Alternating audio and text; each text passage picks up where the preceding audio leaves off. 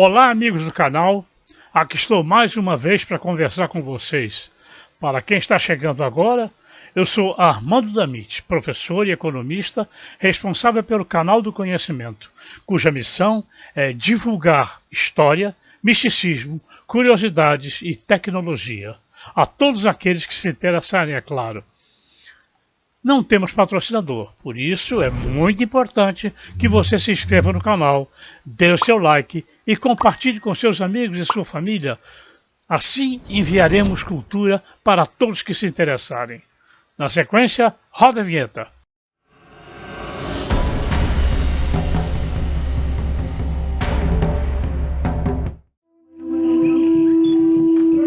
Una cordial invitación para que pasen a danzar, por favor. Este es un evento único y estamos recibiendo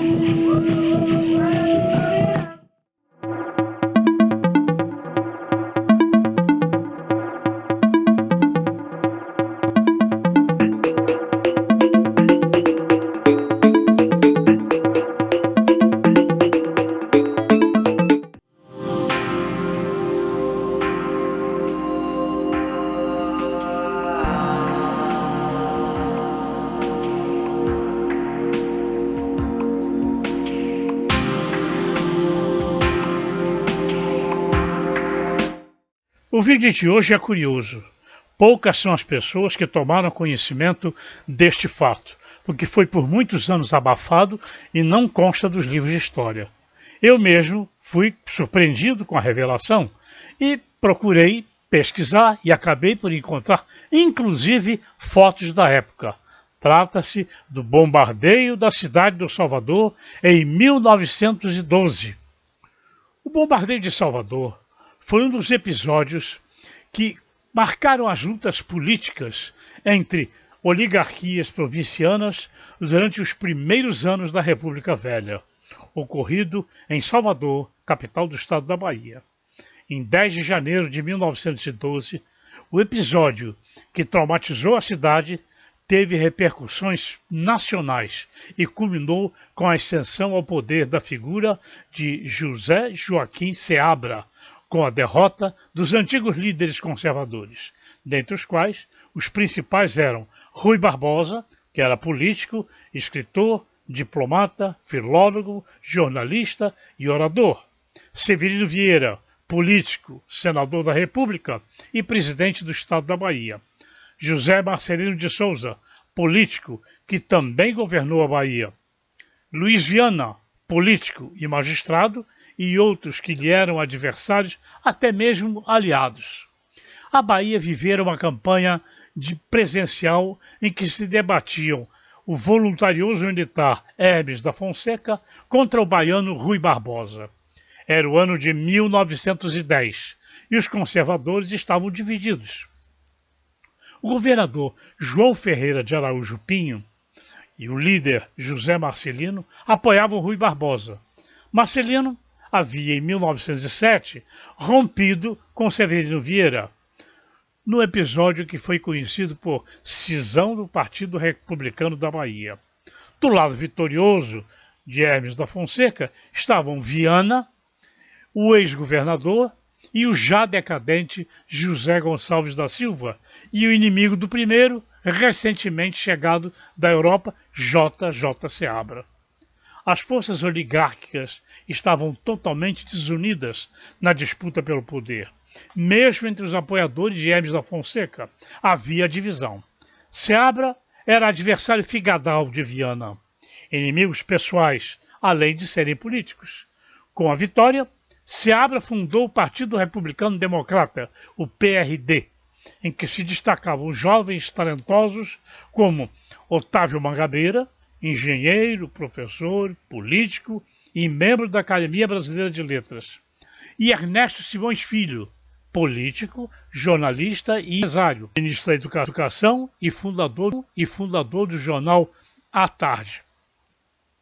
Apesar da inimizade, Seabra manteve a ligação com Luiz Viana, visando enfraquecer a posição de Severino Vieira junto ao poder federal. Conquistou, assim, o cargo de ministro de Viação e Obras Públicas. As posições de Seabra o levaram a obter grande apoio popular, o que lhe faria candidato natural ao governo do Estado. Na época vigorava, no primeiro momento da República Velha, um sistema eleitoral viciado. Os votos eram abertos, sujeitos a toda a sorte de fraudes cometidas pelos coronéis que dominavam as cidades interioranas. Para além disto, havia necessidade de reconhecimento do vencedor, feito nos estados pela Assembleia de Deputados e pelo Senado Estadual. Embora armado de poderosas alianças, ter o apoio federal e popularidade, Seabra não tinha maioria parlamentar, o que implicava inversão no voto, mas perder no legislativo. As duas casas eram, na sua maioria, de deputados e senadores severinistas e marcelinistas. Armou-se, então, para contornar os vícios do pleito, uma solução, que veio a culminar no episódio do bombardeio da capital baiana, do qual o sistema pode ser apontado como a causa imediata. O plano era o seguinte: as eleições estaduais de 1912 permitiram a Seabra aproveitar-se da ausência de José Marcelino, que estava em viagem, e fazer um acordo com o correligionário deste, que era o governador Araújo Pinho. Por outro lado, ele mantinha o apoio de Luiz Viana, apoiando a candidatura deste ao Senado Federal, cargo ocupado então por Marcelino. O plano, na sua essência, consistia em adiar ao máximo as eleições, programadas para ocorrer a 28 de janeiro. Para tanto, deveria o governador renunciar ao cargo, o que efetivamente ocorreu em 13 de dezembro de 1911. O plano contava ainda com a intervenção do governo federal, atendendo aos objetivos de Hermes da Fonseca, que agia energicamente nos estados a fim de assegurar neles as lideranças que lhe fossem aliadas. Esta política recebeu o nome então de Salvações Nacionais. Com a renúncia de Araújo Pinho, o seu sucessor natural era o presidente do Senado estadual, o padre Manuel Leôncio Galvão, que, assim como Araújo Pinho, alegou doença e recusou o cargo. Isso abriu um caminho para o poste do opositor Seabra, o presidente da Assembleia Legislativa da Bahia, o deputado Aurélio Rodrigues Viana. Ocorre então a desesperada reação dos marcelinistas e dos severinistas. Para se evitar uma intervenção do governo federal na verificação e assegurar a manutenção da maioria do Legislativo, os adversários de Seabra cogitaram então mudar a sede do Legislativo. Aurélio Viana era natural da cidade de Jequié, um município bastante atrasado, sem estradas, sem energia e sem telégrafo. O deputado assumiu o governo com o apoio dos severinistas e marcelinistas e também da Polícia Militar. Os seabristas e vianistas, então, reagiram, votando no Legislativo a rejeição ao pedido de renúncia do governador Araújo Pinho. Mas Aurélio Viana ignorou essa votação. Ele ocupou a Câmara e expediu o decreto mudando a capital do estado para Jequié e determinando a imediata transferência do Legislativo para aquela cidade. Ato que, apesar de parecer um absurdo, protegeria o estado de qualquer intervenção federal e permitiria a escolha do seu candidato como vitorioso. O ato foi imediatamente contestado, ingressando na Justiça Federal vários dos deputados e senadores estaduais com ações de interdito proibitório e habeas corpus. O pleito foi acolhido pelo juiz federal Dr. Paulo Martins Fontes, mas Aurélio Viana não acatou a decisão. Em prova de poder, Viana manda as polícias civil e militar ocupar os principais pontos do centro da capital, que estava se esvaziando. São cercadas a Câmara de Vereadores, sede também da Câmara de Deputados, o Teatro São João e o Palácio do Governo. Estava, portanto, armado o conflito. O juiz Fontes manda então que o governo federal cumpra sua sentença. Para uns, foi algo inesperado. para outros, segundo Dias Tavares, uma resposta ao apelo do juiz feito ao governo federal, ou mesmo, como muitos aventaram na época, por interferência direta de JJ Seabra. O fato foi que o comandante da então 7ª Região Militar, sediada em Salvador e reformada pelos estados de Bahia e Espírito Santo, o general José Sotero de Menezes, recebeu ordens para agir com rigor e forçar o cumprimento da decisão judicial. Na manhã do dia 10 de janeiro, às 10 horas, o general Sotero de Menezes enviou ao governador de fato, Aurélio Viana, uma comissão formada por oficiais subordinados. Viana pediu 1 hora para consultar seus aliados e, respondendo às 13 horas, que não iria retirar suas tropas, mas que os deputados e senadores poderiam se reunir em sessão.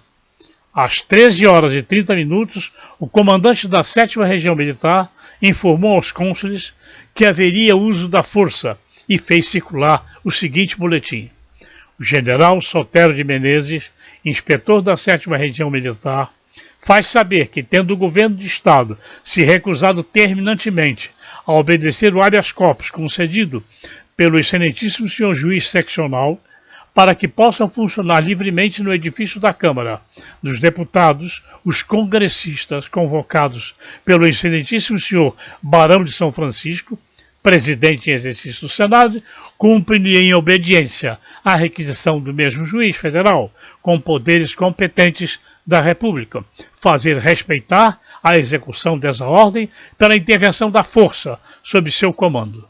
Intervenção a que dará início dentro de 1 hora.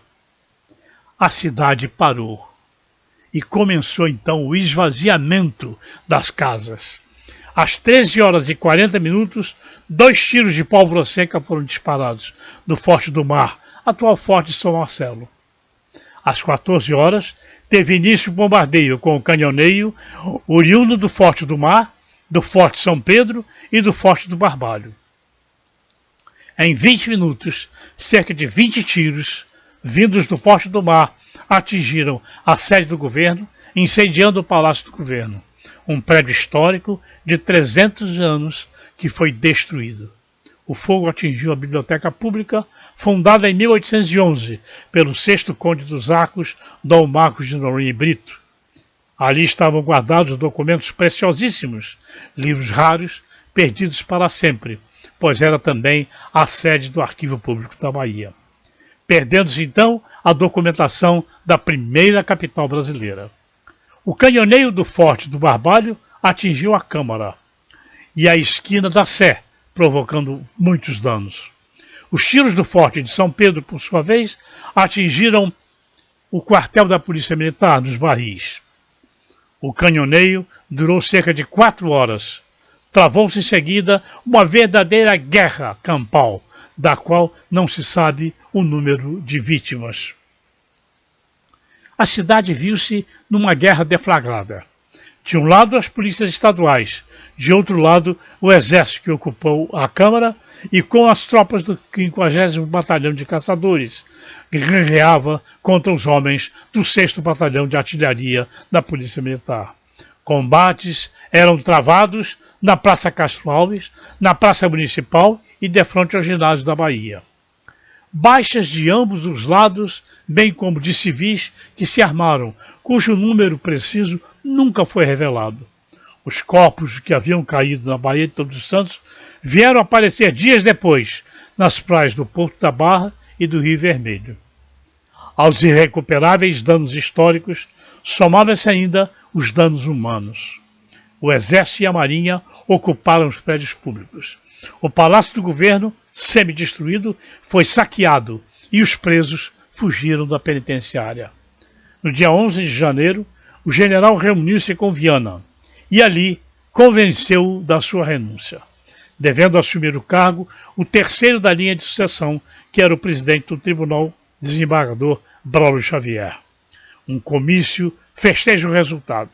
Ocorre, entretanto, a repercussão negativa na capital da República, no Rio de Janeiro. A imprensa, a população e até membros do próprio governo. O almirante Joaquim Marques Batista Leão, ministro, renuncia ao cargo e em Salvador circula a versão de que o Barão do Rio Branco morrera pouco tempo depois de ocorrido em desgosto pelo infeliz bombardeio. Rui Barbosa também reagiu, impetrando no Supremo Tribunal Federal um habeas corpus pela volta ao poder de Viana. Hermes da Fonseca, premido pelas fortes pressões, manda o mesmo general Sotero de Menezes que reconduza o cargo o governador afastado. A 22 de janeiro, reassume as funções do governador Aurélio Viana com todas as garantias que exigira ao comandante da 7ª Região Militar, com a anuência mesmo dos adversários. O evento de posse ocorria na Câmara, diante dos parlamentares, todos de oposição, pois os governistas cumpriam a decisão de Viana, estando todos em Jequié, bem distante do centro dos eventos. Algo inesperado, entretanto, acabou com a solenidade. Um violento conflito originou-se na região comercial da Baixa dos Sapateiros. O povo atacava a polícia. Segundo as crônicas da época, o povo marchou aos milhares até a Praça Castro Alves, vindos pela Barroquinha. A multidão desenfreada ataca as jornadas marcelinistas e severinistas, saúda Luiz Viana e parte pelas ruas, soltando os loucos e os presos. Aurélio Viana foge para a casa do cônsul honorário da Venezuela, declarando-se refugiado. No dia 25 de janeiro, o povo arma barricadas no Campo Grande e o governador muda-se para a sede do consulado venezuelano e dali, no dia seguinte, para o da França. Hermes da Fonseca resolve retirar o general Sotero de Salvador. E a 27 de janeiro, renuncia finalmente a Aurélio Viana, reassumindo Braulio Xavier. No dia 28, conduz os pleitos programados que dão a vitória a JJ Seabra. No dia 30, chega o novo comandante da 7ª Região Militar, o general Vespasiano de Albuquerque, com ordens do presidente da República para reempossar Viana. Mas este se recusa terminantemente a tal aventura. O general, então, procura seu sucessor, o presidente do Senado, Padre Galvão, que impõe condições inexequíveis. Braulio Xavier assume, então, definitivamente o poder, revogando a malfadada transferência da capital e governando o Estado até a posse do novo governador eleito. A perda de material histórico foi irreparável, foi das mais graves. Para JJ Seabra, entretanto, foi o início da sua era à frente dos destinos da Bahia. Como seu principal líder, foi em todos os aspectos o principal beneficiário do trágico incidente ao qual, até o presente momento, não foi dirimida a dúvida se partiu realmente dele a ordem para bombardear Salvador. Assim, concluímos mais um vídeo que considero de suma importância histórica, além de uma curiosidade desconhecida nos detalhes de muita gente. Um grande abraço a todos e não se esqueçam de compartilhar nas suas redes sociais. Até breve.